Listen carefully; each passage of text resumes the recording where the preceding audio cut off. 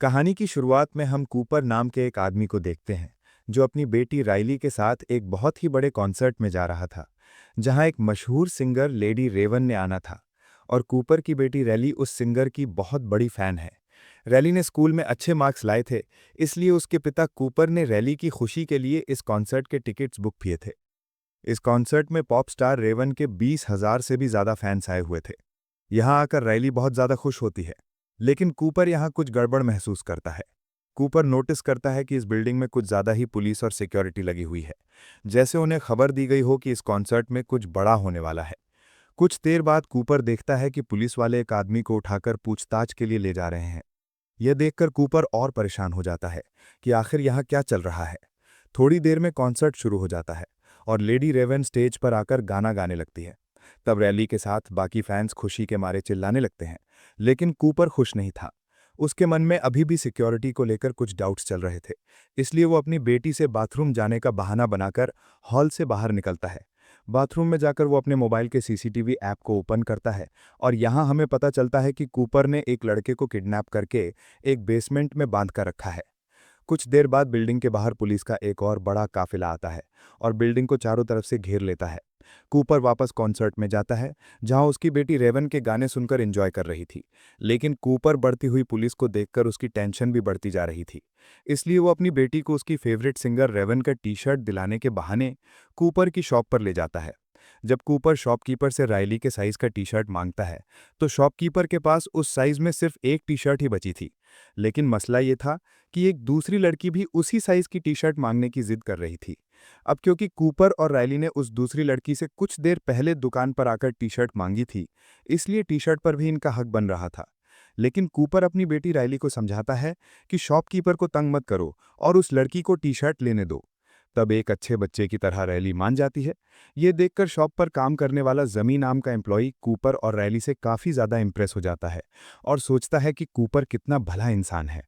वो कूपर से कहता है कि 20 मिनट बाद आकर मुझसे टी शर्ट ले जाना, क्योंकि टी शर्ट का नया स्टॉक आ चुका है। लेकिन उस स्टॉक को यहाँ तक लाने में बाकी एम्प्लॉइज को 15 से 20 मिनट लगेंगे। वो कहता है कि जब तुम आओगे तो मैं पहले से ही तुम्हारी बेटी के लिए उस साइज की टी शर्ट अलग करके रख दूंगा।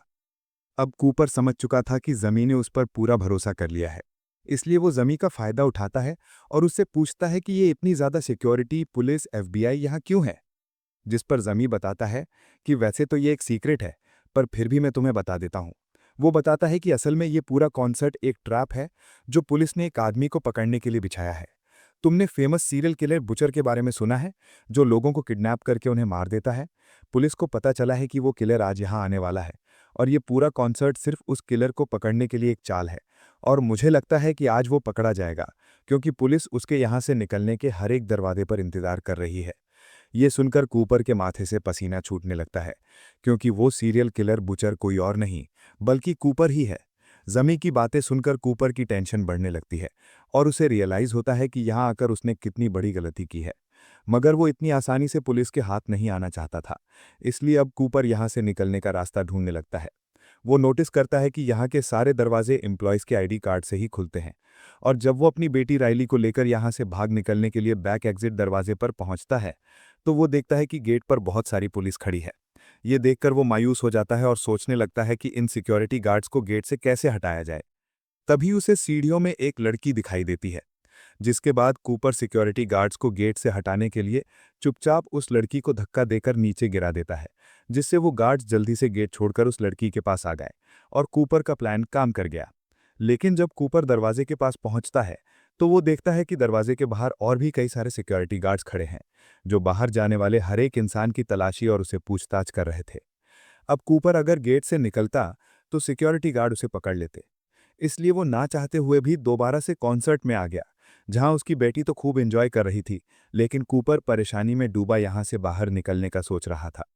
कुछ देर बाद अगले गाने के लिए लेडी रेवन अपने एक दोस्त पार्कर को बुलाती है, जो कि स्टेज के नीचे से निकलकर बाहर आता है।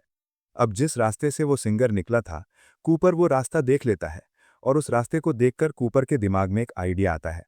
जिसके बाद कूपर अब सीधा जमी के पास आता है और जमी से कहता है कि क्या तुमने मेरी बेटी के लिए टी शर्ट लाया, क्योंकि तुमने खुद ही कहा था कि 20 मिनट बाद आकर मुझसे अपनी बेटी के लिए टी शर्ट ले जाना।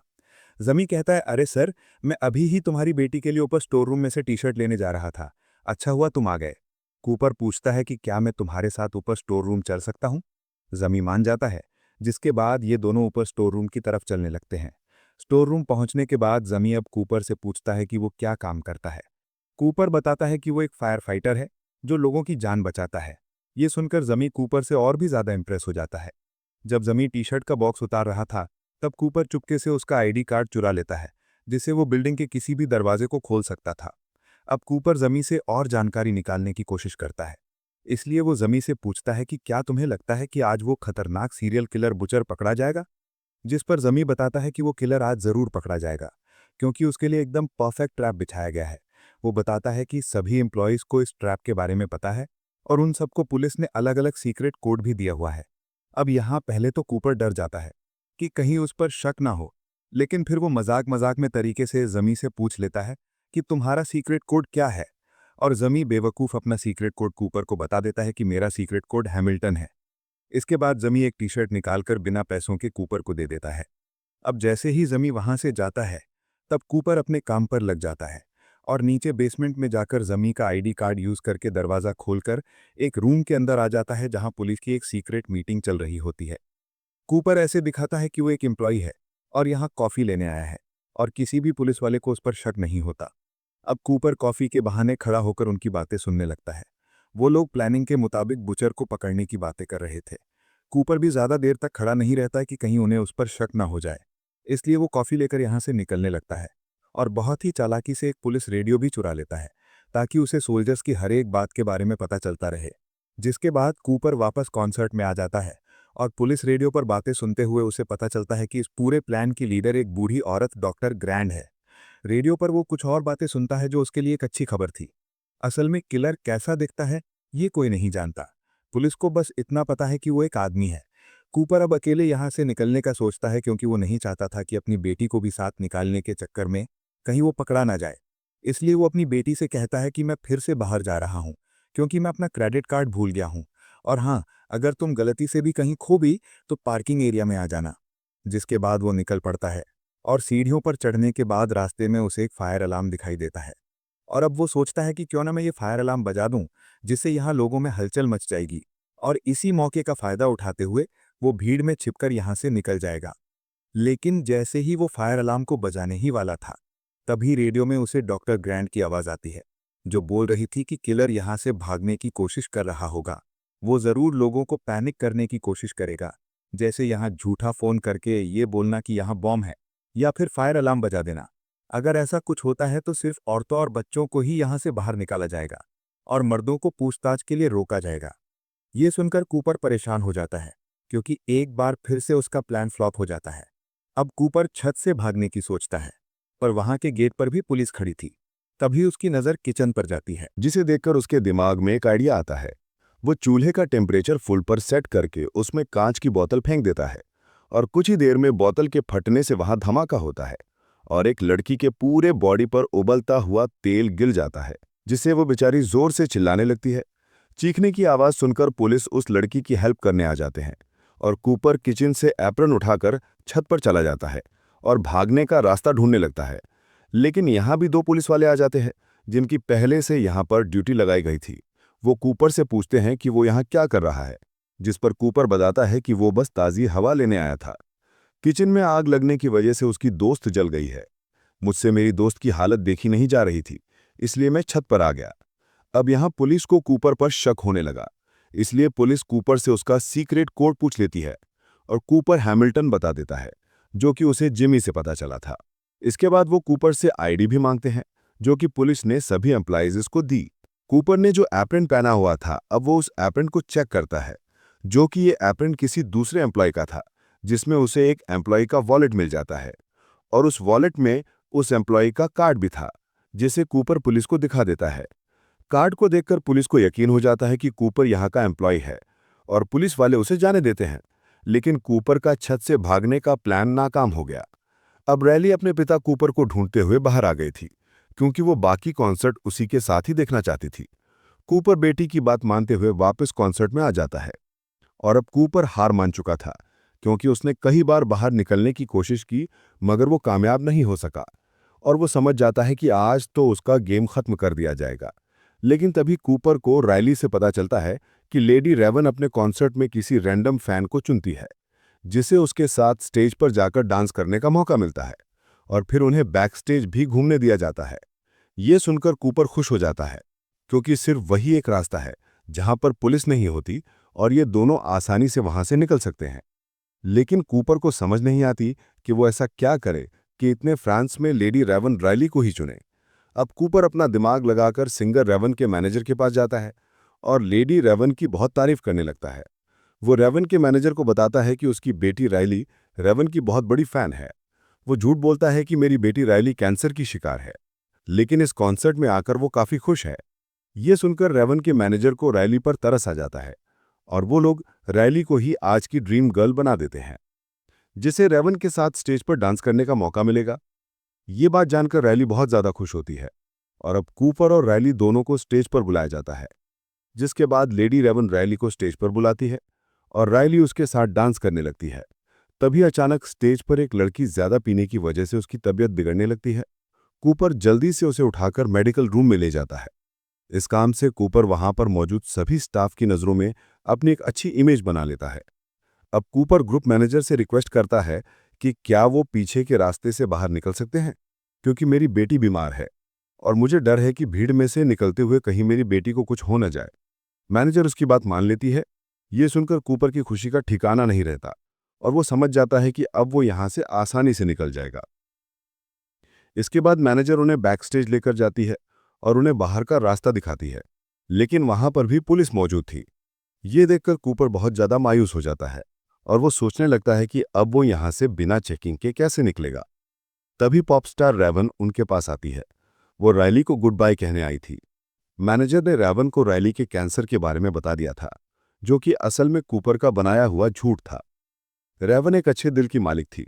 उसे रायली पर इतने छोटे उम्र में कैंसर लगने की वजह से बहुत बुरा लगा। इससे पहले कि रेवन रायली से कैंसर के बारे में पूछ पाती, तभी कूपर रेवन से कहता है कि वो उससे 2 मिनट अकेले में बात करना चाहता है और रेवन मान जाती है। रेवन कूपर को अपने मेकअप रूम में ले जाती है और यहाँ कूपर बताता है कि जिस सीरियल किलर बुचर को पुलिस ढूंढ रही है वो असल में कोई और नहीं बल्कि मैं हूं।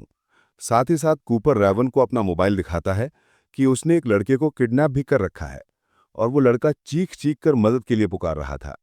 कूपर कहता है कि इस मोबाइल के एक बटन दबाते ही उस रूम में जहरीली गैस फैल जाएगी और वो लड़का मारा जाएगा। रेवन कूपर से कहती है कि तुम क्या चाहते हो, जिस पर कूपर रेवन से कहता है कि तुम मुझे और मेरी बेटी को अपनी कार में बैठाकर यहां से बाहर निकालोगी, नहीं तो मैं उस लड़के को मार दूंगा। ये सुनकर रेवन डर जाती है और वो कूपर की बात मान जाती है और उसे और उसकी बेटी रायली को अपनी लिमोजीन कार में बैठाकर यहां से ले जाने लगती है।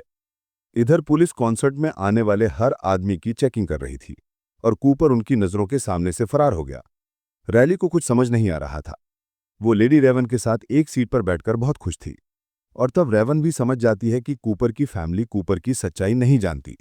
अब क्योंकि रेवन भी कूपर को किसी तरह से पकड़वाना चाहती थी, इसलिए वो रायली के साथ उसके घर जाने का कहती है। ये सुनकर रायली बहुत ज्यादा खुश हो जाती है और वो जल्दी से अपनी मॉम रेचल को कॉल करके बताती है कि हमारे घर मशहूर पॉप स्टार रेवन आने वाली है। कूपर भी रेवन की चालाकी को अच्छे से समझ रहा था, लेकिन वो अपनी बेटी के सामने होने की वजह से कुछ नहीं कर पा रहा था। कुछ देर बाद रेवन कूपर के घर तक पहुंच जाती है और हम देखते हैं कि कूपर के घर में उसकी वाइफ रेचल और उनका एक बेटा भी है और उसकी फैमिली में किसी को नहीं पता कि कूपर एक कातिल है। यहाँ कूपर रेवन को धमकी देता है कि अगर उसने पुलिस को बुलाने की कोशिश की या फिर उसने मेरी फैमिली को कुछ बताया तो वो उस लड़के को मार देगा।